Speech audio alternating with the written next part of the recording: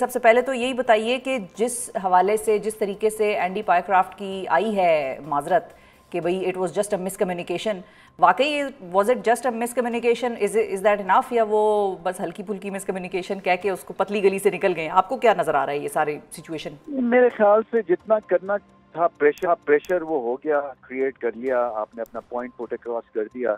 मेरे लिए जो ज्यादा अलार्मिंग चीज थी वो पोस्ट मैच जो एक नैरेटिव बिल्ड किया उनके कप्तान ने, वो थी, और कि वो किसकी एक तरह से एम्बेट या ज्यूरिसडिक्शन में आता है और वो कौन उसका रिस्पॉन्सिबल है, क्योंकि कल को तो फिर ये सभी आजाद होंगे, जो मर्जी जाके वहां पे बात कर लें।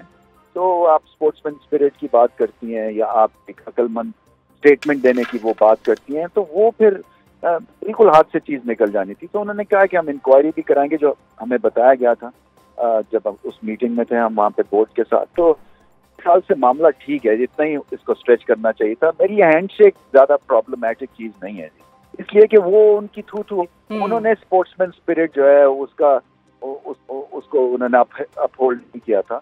तो मेरे लिए वो इतनी बड़ी चीज नहीं थी। वो आपको बस थोड़ा सा बैक सीट लेके और एंजॉय करना चाहिए था, जो कि उनको वर्ल्ड लेवल के ऊपर जाना थोड़ी सी छू हो रही थी। एनीवे ठीक। अच्छा रवि साहब, ये बताइए कि आप आज मुशावरत में मौजूद थे, मोहसिन नकवी साहब से आप मुशावरत करने गए थे, उन्होंने आपको बुलवाया था। What exactly did you advise him?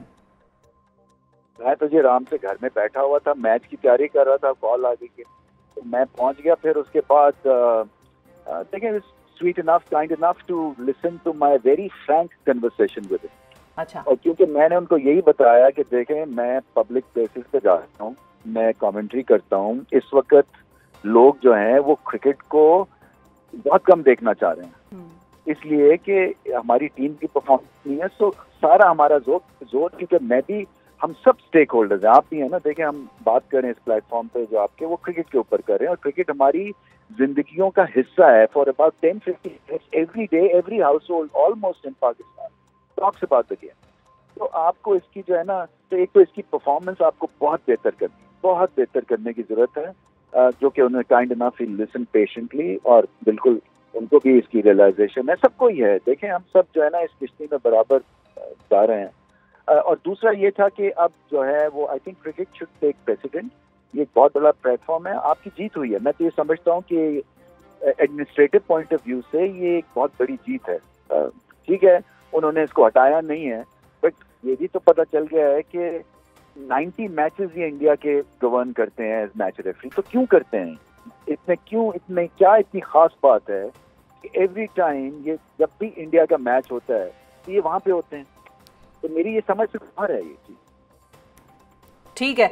अच्छा रमी साहब, ये बताइए कि जो मतलब मैच की परफॉर्मेंस की बात मैं आपसे करूंगी यकीनी तौर पर, लेकिन इंडिया की चूंकि बात हो रही है, क्या हमें पीसीबी को कोई प्रायर एश्योरेंस चाहिए before we play against India on Sunday? अगर हम ये मैच आज जीत जाते हैं यूएई के खिलाफ, तो क्या हमें किसी तौर पर कोई प्रॉपर कॉन्डक्ट की, स्पोर्ट्समैन स्पिरिट की किसी तौर पर कोई एश्योरेंस चाहिए कि भारत जो है वो पाकिस्तान से उस दिन मुसाफा करेगा या नहीं करेगा, या क्या सिचुएशन होगी तब? देखिए जी, आपकी बात है, इस हमारी कंसंट्रेशन होनी चाहिए भारत को हराने की। मुझे बाकी चीजों से कोई गरज नहीं है। वो हाथ मिलाते हैं नहीं मिलाते हैं, मेरे लिए मामूली चीज थी। फ्रैंकली मैं आपसे बता रहा हूँ, वो तो एक, जब मुझे तो ज्यादा, जैसे मैंने कहा ना, वो पोस्ट मैच में मुझे ज्यादा तकलीफ हुई। तो आप मैच खेलें, मैच जीतें, खत्म हो गई कहानी। Bat ball, let the bat and ball do the talking, खत्म। ठीक है। अब प्रॉब्लम ये है कि हमारा बैट भी is not doing the talking. वो 147 का हदफ दिया है यूएई को, India is the next one. अगर हम आज जीत जाते हैं, ये परफॉर्मेंस कहाँ जा रही है रमी साहब आपके मुताबिक? ये बहुत खराब परफॉर्मेंस है जी, मैं आपको फ्रैंकली बताऊं। और अगर आप मुझसे भी पूछे ना कि इस वक्त क्या होना चाहिए, मुझे कुछ आइडिया नहीं है सीरियसली। मुझे इतनी ज्यादा ये एक तरह से खिचड़ी पक चुकी हुई है, क्योंकि आप देखें ना, आपने वो एक स्ट्राइक रेट के चक्कर में वो वर्क इन प्रोग्रेस जो है जी, कि हम अब जो है ये ट्राई कर रहे हैं और अब ये ट्राई कर रहे हैं, और स्ट्रैटेजी भी ऑलराउंडर्स बेस्ड है, तो फिर आप मैच भी नहीं जीतते हैं, और फिर वर्ल्ड लेवल के टूर्नामेंट के ऊपर या एशियन लेवल के ऊपर आप एक्सपोज भी हो रहे हैं।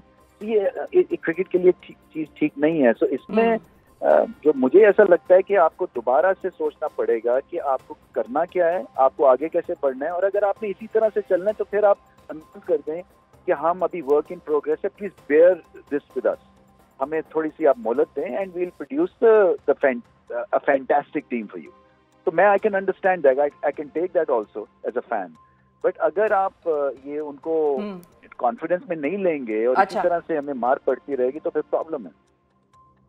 तो रमी साहब, हाउ लॉन्ग, मतलब हम कब तक ये कहेंगे कि भाई हम इसको फिक्स करने की कोशिश करते हैं? और मुझे फ्रैंकली ये भी समझ नहीं आ रहा कि मैं आपसे कौन से प्लेयर का प्रायोरिटी के ऊपर सवाल करूं। ज़ाहिर है आपका टाइम भी लिमिटेड है और यहाँ पर प्रोग्राम का टाइम भी लिमिटेड होता है। मिसाल के तौर पे साइम अयूब आज दूसरी दफ़ा मुसलसल पहले ओवर में 0 पे आउट हो गए। वो अलग बात है कि उन्होंने 3 विकेटें ज़रूर ली, लेकिन क्या वो बैट्समैन से बॉलर बन गए? हमने उनको बॉलर बना दिया है, तो उस तरफ उनकी एक्सपेक्टेशन हम रखें और यहाँ पर उनको 0 पे आउट होना मतलब क्या बर्दाश्त करें?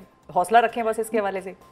देखिए, सईद अनवर ग्रेट प्लेयर थे ना, पहले टेस्ट मैच में ईच इनिंग्स में उन्होंने अंडा किया था 0। अच्छा। तो मैं सिर्फ उम्मीद यही कर रहा हूँ कि जितने भी इन्होंने जीरोस किए हैं ये ग्रेटनेस की तरफ बढ़ेंगे इसके बाद। ग्राहम गूच ने भी ईच इनिंग 0 से अपना करियर शुरू किया था, but that's on the lighter side. इनको एक्चुअली मैं समझता हूँ कि सारे प्लेयर्स में से सबसे ज्यादा टैलेंट इनके पास है और इनको बैक बिल्कुल करना चाहिए। इनको शायद कई दफा आपको पॉज लेना भी जरूरी हो जाता है एज अ किड, जहाँ पे आप गेम टाइम से आपको ऑफ मिले और आप जाके नेक्स्ट करें और थोड़ा रिलैक्स करें, बिकॉज सी वो पेशी हो जाती है ना एवरीडे।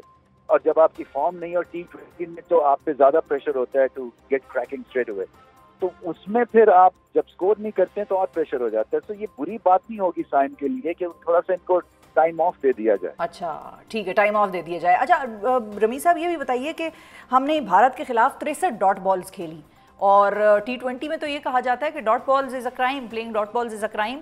तो ये हमें आज भी ऐसा ही हुआ पाकिस्तान के मतलब जब हम ये खेल रहे थे मैच, तो ये आपको कुछ समझ में आई बात? हाँ, मुझे समझ में आई। वो कह रहे हैं ना कि आपने एक एक्सपीरियंस्ड डुओ को, बाबर और रिजवान को इसलिए किया कि वो डॉट बॉल बहुत खेलते थे and replaced by young inexperienced lot जो कि डॉट बॉल उतने ही खेलते हैं। सो ये मुझे अभी तक इस चीज की समझ नहीं आई, वेदर वी हैव प्रोग्रेस्ड और वेदर वी हैव रिग्रेस्ड और whether we are happy just इस चीज को देखने के लिए।